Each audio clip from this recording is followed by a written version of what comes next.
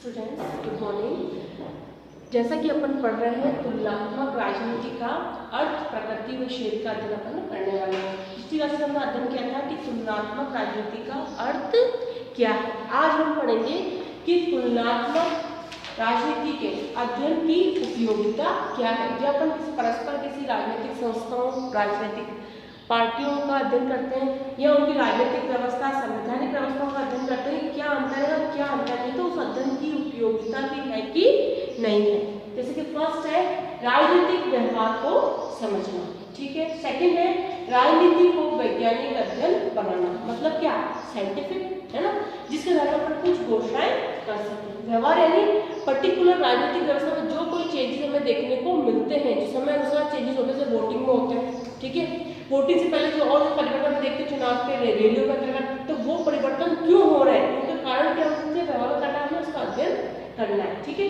तुलनात्मक अध्ययन द्वारा सिद्धांत निर्माण के नए प्रिंसिपल्स का अपन प्रतिपादन कर सकते हैं क्या, कि सिद्धांत और नया कुछ आया है राजनीति के अंतर्गत, और प्रचलित राजनीतिक सिद्धांतों की प्रमाणिकता मतलब इस पर्टिकुलर बात को अपन कहाँ तक प्रूफ कर सकते हैं। इन्हीं पॉइंट्स को लेकर आज का अध्ययन का विस्तार से करेंगे। जैसे कि पॉइंट नंबर फर्स्ट है क्या, राजनीतिक व्यवहार को समझना।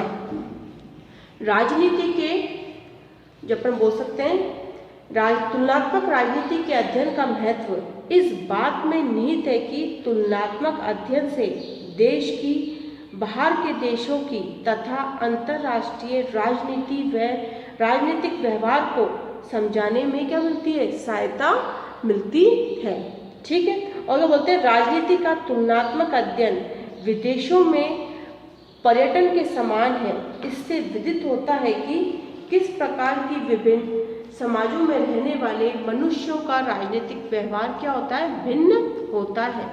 राजनीतिक व्यवहार के समुचित अध्ययन से हम सहज ही में इन प्रश्नों का उत्तर पा लेते हैं, क्यों एक राजनीतिक व्यवस्था और संस्था एक समाज में सफल और अन्य स्थान पर असफल होती है, क्यों मार्क्सवाद सोवियत संघ में ही सबसे पहले गहरी जड़ें जमा पाया और पूर्व यूरोप और सोवियत संघ में मार्क्सवादी व्यवस्था का विघटन क्यों हुआ, क्यों एशिया और अफ्रीका के अनेक राज्य अधिनायकवाद प्रवृत्ति से मुक्त हो रहे हैं, क्यों संसदीय प्रणाली ब्रिटेन में राजनीतिक स्थायित्व ला सके या फ्रांस में ऐसा क्यों नहीं कर सकी, भारत में लंबे समय तक एक दलीय प्रभुत्व क्यों बना रहा। इन बातों को समझने के लिए ज़रूरी है कि राजनीतिक व्यवहार की निरंतरता की खोज की जाए, उसके कारकों को स्पष्टीकरण हो। इसके लिए तुलनात्मक अध्ययन आवश्यक है ताकि राजनीतिक व्यवहार की जटिलताओं को समझा जा सके। इससे अर्थ क्या है कि एक देश की राजनीतिक व्यवस्था दूसरे देश की राजनीतिक व्यवस्था से क्या हमेशा क्या रहती है, भिन्न रहती है। कई व्यवस्था हमें वहाँ उस देश में चीज़ देखने को मिलती है और परस्पर दूसरे अन्य देशों में चीज़ देखने को नहीं मिलती। ये क्या है कि व्यक्तिगत जो वहाँ के जो समूह है या जो राजनीतिक व्यवस्था है या वहाँ की जनता है, वो किस प्रकार का उनका व्यवहार रहता है, वो व्यवहार परिवर्तन क्यों होता है, ये महत्वपूर्ण है और उसी का अध्ययन अपन राजनीतिक व्यवहार में करते हैं। पॉइंट नंबर सेकंड है राजनीति को वैज्ञानिक अध्ययन बनाना। राजनीति शास्त्र इस बात के लिए प्रयत्नशील है कि राजनीतिक व्यवहार से संबंधित ज्ञान को विज्ञान का रूप किस प्रकार दिया जाए। इस खोज में तुलनात्मक राजनीतिक अध्ययन अधिकतम उपयोगी है। विज्ञान में नियम प्रतिपादन न केवल राजनीतिक प्रक्रियाओं की अनेकता से संभव है, वरन परस्पर प्रतिकूल व विविधताओं वाले राजनीतिक आचरण से भी उपलब्ध है। जैसे बोल सकते हैं, जो कथन है प्रसिद्ध, वो क्या है, जब से व्यवहारवादी दृष्टिकोण का प्रचलन हुआ है तब से आज तक राजनीतिक शास्त्रियों की वैज्ञानिकता की खोज की आधुनिकतम अभिव्यक्ति हम तुलनात्मक अध्ययन में ही पाते हैं। राजनीतिक शास्त्री विज्ञान की श्रेणी में न केवल तुलनात्मक अध्ययन के आधार पर ही आ सका है, इसलिए ही शायद अरस्तु के बाद से आज तक श्रेष्ठतम विचारक राजनीति के तुलनात्मक विश्लेषण में संलग्न रहे हैं। इसमें क्या है, तुलनात्मक अध्ययन को क्या वैज्ञानिक बनाना, जिसके आधार पर कर सकते हैं हम कुछ भविष्यवाणियाँ कर सकें। आज के जब परिप्रेक्ष्य में अपन अध्ययन करते हैं किसका, तुलनात्मक राजनीति को लेते हुए, तो क्या हुआ, इसके अध्ययन की उपयोगिता क्या हो चुकी है, बढ़ चुकी है और कई महत्वपूर्ण तथ्यों का हमें जानकारी भी मिली है, जो क्या है राजनीतिक व्यवस्था के लिए क्या है, बहुत ही उपयोगी बोल सकते हैं इसको, है ना। पॉइंट नंबर 3 है तुलनात्मक अध्ययन द्वारा सिद्धांत निर्माण। राजनीतिक सिद्धांत को 2 भागों में बांटा जाता है। प्रथम है आदर्शमूलक सिद्धांत तथा दूसरा है अनुभविक सिद्धांत।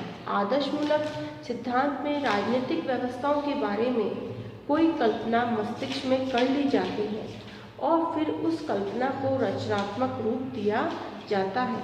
प्लेटो के दार्शनिक राजा आदर्श राज की कल्पना हेतु कुछ ऐसा ही है।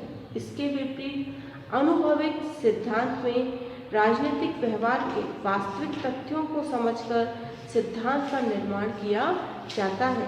राजनीतिक वैज्ञानिक स्वयं तथ्यों के संलग्न के लिए राजनीतिक व्यवहारों के क्षेत्र में जाकर राजनीतिक आचरणों का अवलोकन करता है और संकलित ठोस तथ्यों के आधार पर सिद्धांत प्रतिपादित करता है। तुलनात्मक राजनीति का आदर्श सिद्धांत के निर्माण में कोई योगदान नहीं हो सकता, परंतु अनुभविक सिद्धांत तो केवल इसी के सारे संभव होते हैं, क्योंकि यथार्थ राजनीतिक व्यवहार की तुलना करना ही एक तरह के अनुभविक सिद्धांत का निर्माण करना है। मतलब क्या है, जब अपन 2 प्रकार के सिद्धांत निर्माण के 2 प्रकार की थ्योरी में देखने को मिलती है, एक तो है आदर्शात्मक और दूसरी है यथार्थवादी बोल सकते हैं इसको, ठीक है, या बोल सकते हैं अनुभववाद। आदर्शवाद मतलब जैसे प्लेटो का आदर्शवाद का एग्जाम्पल इसमें दिया गया है कि प्लेटो ने खाली कल्पना की थी, कुछ कल्पनाओं के आधार पर पर्टिकुलर सिद्धांत का निर्माण कर देना कि मेरा आदर्श राज्य ऐसा होगा, मेरे राज्य में ऐसा होगा, मेरे राज्य में कोई भी शोषित नहीं होगा। ये क्या कि केवल प्लेटो का आदर्श राज्य कल्पना में देखने को मिलती है। वहीं अनुभववाद क्या बोलता है कि पर्टिकुलर राजनीतिक तथ्यों को जुटाया जाए, उन तथ्यों का संकलन कर उनकी वस्तुस्थिति को जाना जाए कि वास्तव में कितनी प्रामाणिकता है, कितनी नहीं है, फिर उसके आधार पर क्या होना चाहिए, सिद्धांत निर्माण होना चाहिए। वो क्या बोलेंगे अपन, तुलनात्मक अध्ययन का सिद्धांत निर्माण। जैसे बोल सकते हैं और जो पॉइंट है, जैसे शासन प्रणाली चाहे संसदात्मक हो या अध्यक्षात्मक, संसद की प्रभु सत्ता कभी देखने को नहीं मिलती, ठीक है ना।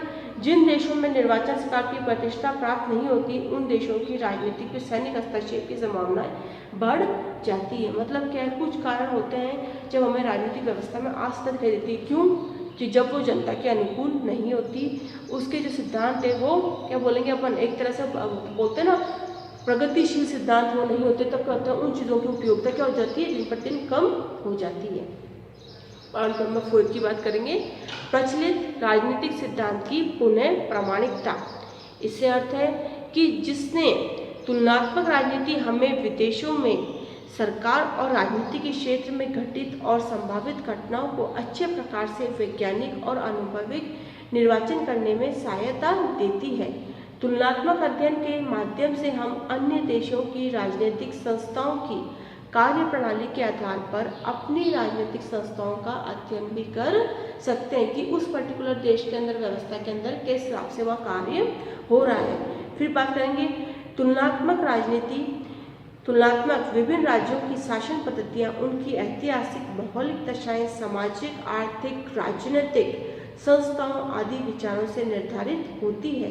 तुलनात्मक राजनीति के माध्यम से हम इस बात का अध्ययन भी किया जा सकता है कि शासन पद्धतियों और विचारधाराओं को किस देश में कितना गहरा संबंध है कि नहीं है। शासन पद्धतियों के अध्ययनवेताओं को अन्य देशों की राजनीतिक पद्धतियों के अध्ययन से उपयोगिता जानकारी प्राप्त होती है। इस जानकारी को तुलनात्मक पद्धति द्वारा व्यवस्थित करके उपयोगी बनाया जा सकता है। जब हम विभिन्न देशों की राजनीतिक व्यवस्थाओं का अध्ययन करते हैं, जिसकी तुलना करते हैं परस्पर अपन किसकी, और देश अन्य देशों की, तो क्या होता है, उससे हमारी महत्वपूर्ण उपयोगिता और इसकी राजनीतिक व्यवस्था की बढ़ जाती है। जो उपयोगी किस लिए, अपने राष्ट्र के निर्माण के लिए, जो कमियां उनको दूर करने के लिए, और जो सुधार कहते हैं उनको सुधार में प्रतिपादन करने के लिए क्या है, बहुत ही महत्वपूर्ण वो हो जाती है, हमें बोल सकते हैं। तो क्या है, राजनीतिक व्यवहार का अध्ययन की उपयोगिता क्यों है कि पर्टिकुलर राजनीतिक व्यवहार को समझने के लिए अध्ययन